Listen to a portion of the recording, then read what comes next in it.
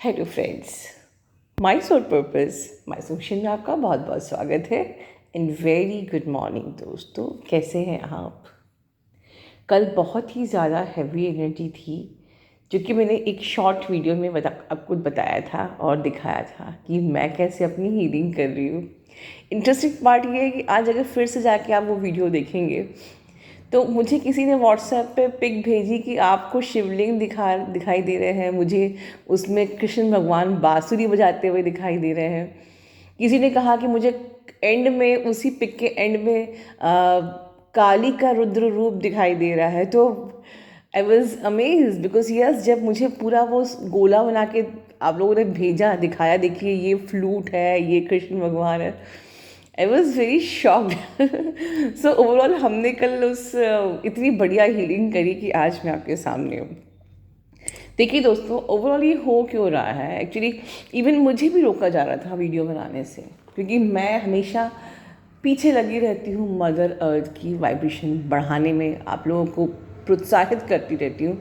और क्या है, इस जगह से रोकना है, अर्थ का असेंशन रोकना है। और अगर ट्विन सोल्स की एनर्जी मिल गई तो अर्थ का असेंशन तो कोई रोक ही सकता। ट्विन सोल्स और मास्टर सोल्स पावर बैंक है, आप लोग पावर बैंक हो, ठीक है ना? तो अगर आप लोग उससे मदर अर्थ की वाइब्रेशन बढ़ गई पावर से, तो फिर डेफिनेटली, तो जैसे मैंने कहा है कि जब शिफ्टिंग होती है तो आपको रोका जाता है कि किसी प्रकार से आपका फॉल हो जाए। तो अब आपका फॉल करना है, मकसद ये है कि आपका फॉल करना है। एनी हाउ, किसी भी प्रकार से आपको भगवान से, यूनिवर्स से, परमात्मा से, गॉड से, ईश्वर से, उस परम प्रकाश से, परम शक्ति से, परम लाइट से दूर करना है। और दूर भी ऐसी नहीं, नफ़रत करो। आप नफ़रत करो तो आपकी नफ़रत के लिए वो सब आपके साथ हो रहा होगा या करवाया जाएगा कि आपको नफ़रत हो जाए। चाहे आपके घर में बवाल इतने हो जाए, चाहे आपको फाइनेंशियली इतनी प्रॉब्लम करा दी जाए, या आपने किसी चीज़ के लिए ट्राई किया हो, कुछ कोई एग्ज़ाम दिया हो, उस पर आप अपीयर ना कर पाओ, या आपका बहुत ज़्यादा लाइफ में लॉस हो जाए, किसी प्रकार का वेट गेन हो गया, या आपकी मॉनेटरी प्रॉब्लम हो गई, या घर में बवाल बहुत ज़्यादा हो रहे हैं, या फिर से आपको वही खालीपन का एहसास कराया जाएगा, कुछ भी चीज़ें। या ये चैनल्स मत देखो, मेंटोर के लिए नेगेटिविटी आएगी कि ये सब बकवास है, ये सब बकवास है, भगवान भी बकवास है, मेंटोर भी बकवास है, ठीक है, ये सब बातें भी बकवास हैं। और फिर से आपको 3D की तरफ खींचा जाए। देखो, तुम पहले कितनी खुश थी, कितने खुश थे, ठीक है ना? बैक टू आपको 3D में खींचेंगे। जब आप ही का असेंशन नहीं होगा तो मदर अर्थ की वाइब्रेशन कौन बढ़ाएगा, राइट? इस वक्त आप में से बहुत सी डीएफ ये शायद सोच रही होंगी कि चलो यार, फिर से हम पहले जैसे घूमें फिरें।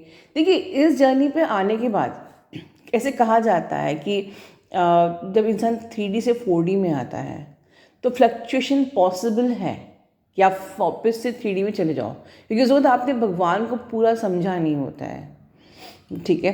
बट 4D से 5D में आने के बाद आप एक कॉन्शियसनेस की उस स्टेट में आते हो जहाँ से आप बैक टू 3D नहीं जा सकते।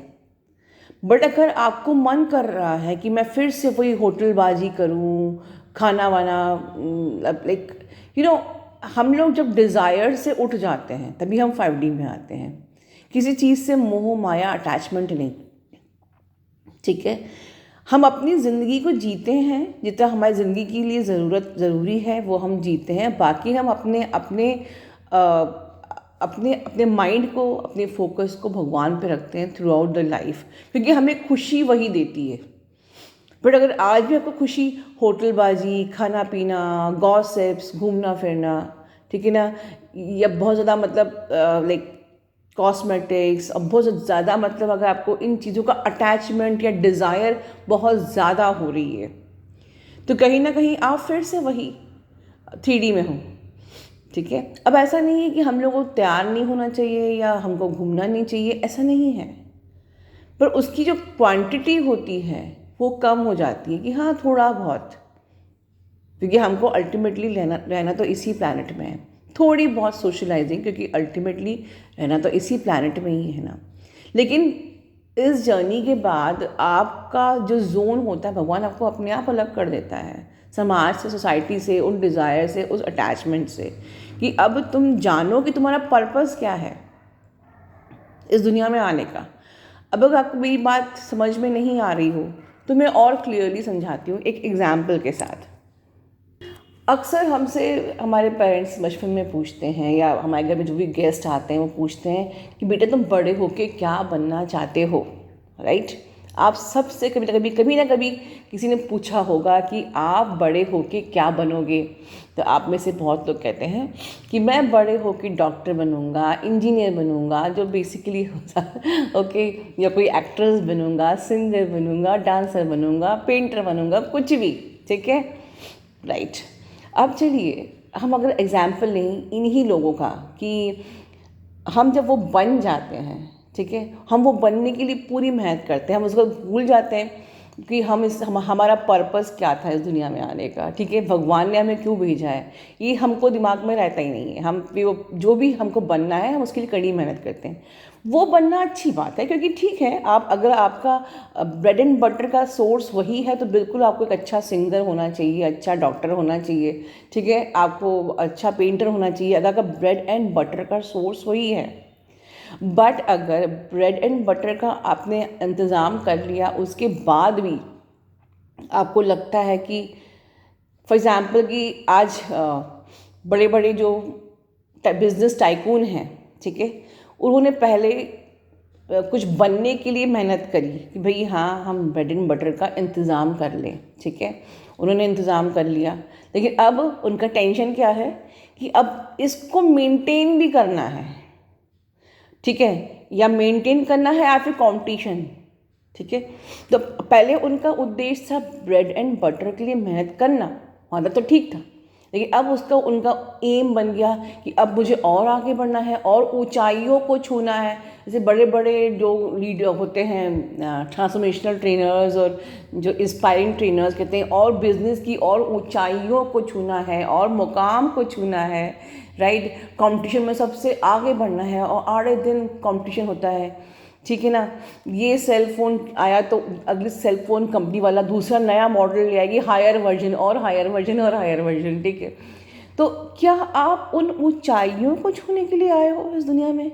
अपने उस मुकाम की, उस करियर की, उस ऊंचाई को छूने के लिए आए हो? ठीक है, चलिए आपने ऊंचाई को छू लिया, फिर उसके बाद क्या होगा? सांसें तो आपको उतनी ही मिली है, लिमिटेड, और एक दिन जब वो सांस रुक गई, वो सारी ऊंचाइयां खत्म। तब इंसान ये सोचेगा कि मैं क्या यही ऊंचाइयों को छूने के लिए आया था? आज मैं अपनी फील्ड में बहुत आगे हूँ, ठीक है, कई अवार्ड्स मिले हैं, कभी मैं आपको दिखाऊंगी तो कमरे रूम भर के मुझे अवार्ड्स मिले हैं, रूम भर के। लेकिन फिर भी मैंने कोई अपना अटैचमेंट डिज़ायर नहीं रखा कि अब मुझे और ऊंचाई में जाना है, और ऊंचाई में जाना है। क्योंकि अगर मैं उसी में टाइम वेस्ट कर दूंगी तो मैं पर्पस कैसे पूरा करूंगी मेरी इस अर्थ प्लैनेट में आने का? मैं आप लोगों को डीमोटिवेट नहीं कर रही हूँ कि आप लोगों को मैं अपना करियर नहीं बनाना चाहिए और आगे नहीं बढ़ना चाहिए। आपको दो चीज़ों को पैरेलली रखना चाहिए कि ठीक है, एक लिमिट तक हमें अपने करियर में आगे बढ़ना है, पर उसके साथ साथ हमें अवेयरनेस होनी चाहिए हमारे इस प्लैनेट अर्थ में आने की, कि वो पर्पस क्या है। बहुत से लोग पूछते हैं मैम आपका लाइफ पर्पस हो। एक मुझे इंस्टा पे आया था क्वेश्चन कि मैम क्या आप काउंसलिंग देंगी लाइफ पर्पस बताने के लिए? ठीक है, लाइफ पर्पस या सोल पर्पस मेरे हिसाब से सबसे पहला क्या होना चाहिए?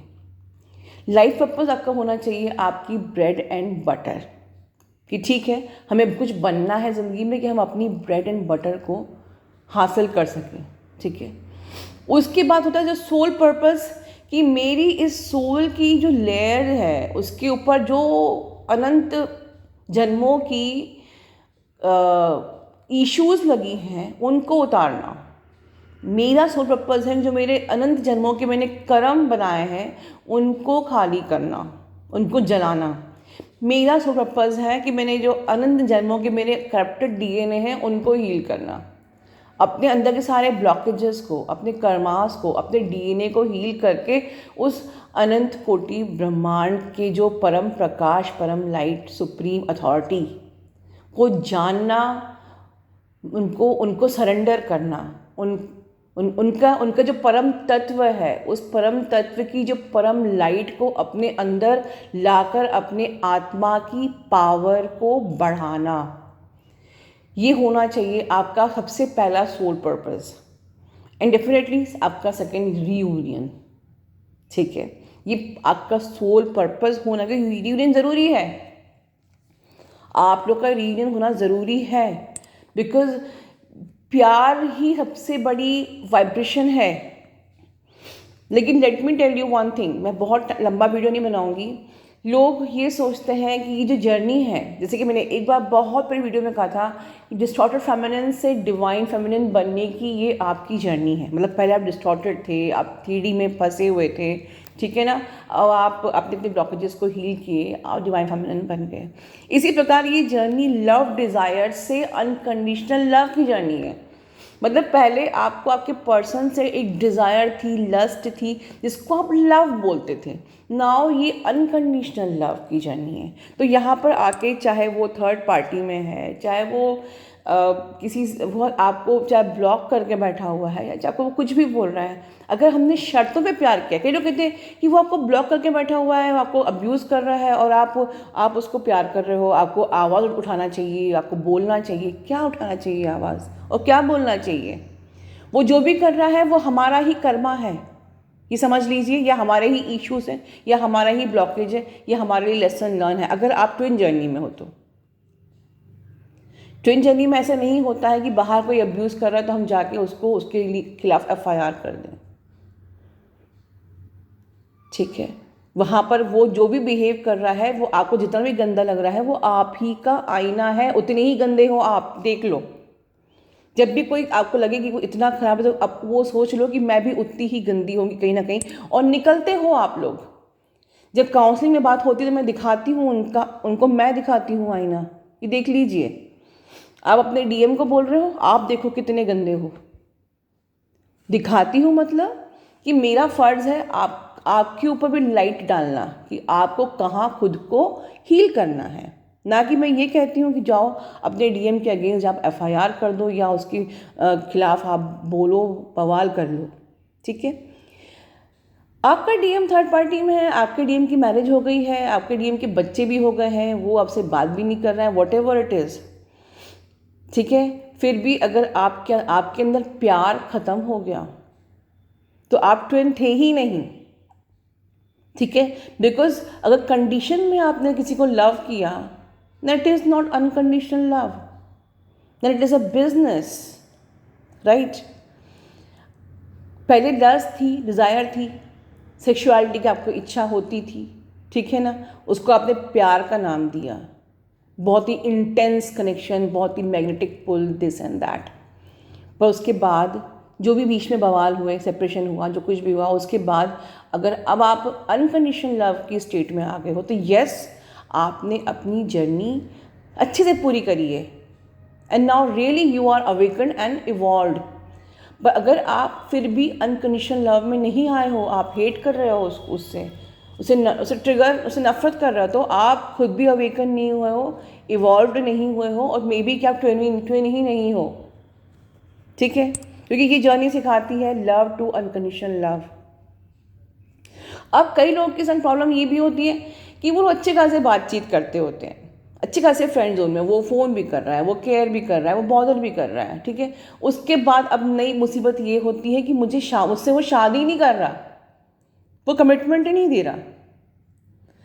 तो अगर अभी भी वही कमिटमेंट और शादी और वो 3D चाहिए, बंधन चाहिए, तो फिर आप पहले ये तो अश्योर करो कि आप ट्विन हो कि नहीं हो। बिकॉज वाई, ये मैं आप लोग को बोलती हूँ डिटैचमेंट में रहो, ठीक है ना। मतलब इसलिए कि आप लोग डिटैचमेंट में रहो, मतलब ये होता है, ये मकसद ये नहीं कि आप लोगों को अलग कर देना, कि अगर वो कोई ट्रैप देगा और आप अगर रेडी नहीं हो तो आप बवाल कर दोगे, तो बेटर टू डिटैचमेंट में रहो, अपने आप पे काम करो और उसके बाद आप उसका एग्ज़ाम दोगे। डीएम तो आपका एग्ज़ाम देने आता ही है। वो टेस्ट एंड ट्रिगर का मतलब यही होता है कि वॉट एवर आपने जो थ्योरी सीखी है चैनल पर, उसका आपको एग्ज़ाम देना पड़ेगा, उसके बिना प्रमोशन नहीं होगा। तो डीएम का सामना तो करना ही करना है आपको, उससे तो आप बच नहीं सकते। उस टेस्ट से, उस एग्ज़ाम से, उस चैलेंज से आप बच नहीं सकते। बट अगर आप रेडी नहीं हो तो डिटैचमेंट में रहो। अब अगर आपने एग्ज़ाम दे दिया और आप लोग अच्छे से अब बात कर रहे हो, आपके बीच में हल्की फुल्की बातचीत अच्छी अच्छी हो रही है, तो उस लव को इंजॉय करो। ठीक है, ये फ्रेंड जोन ही सही। मैम बहुत ज़्यादा प्यार की बातें नहीं करता, वो रोमांस नहीं करता, वो आपसे बात तो कर रहा है, वो क्यों आपको रोज़ कॉल कर रहा है, वो क्यों आपको कॉल कर रहा है? फिर दुनिया में हज़ारों लड़कियां हैं, वो उसकी बात कर सकता है, वो आपसे बात क्यों कर रहा है?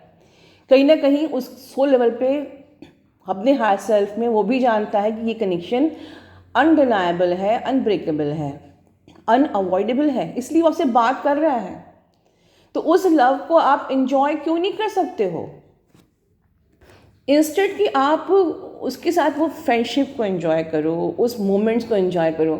ठीक है, हम लोग दोस्त ही सही, पर लव है ना, अनकंडीशनल लव है, गॉड्स फ्रीक्वेंसी है आप दोनों के बीच में, उसको एंजॉय करो।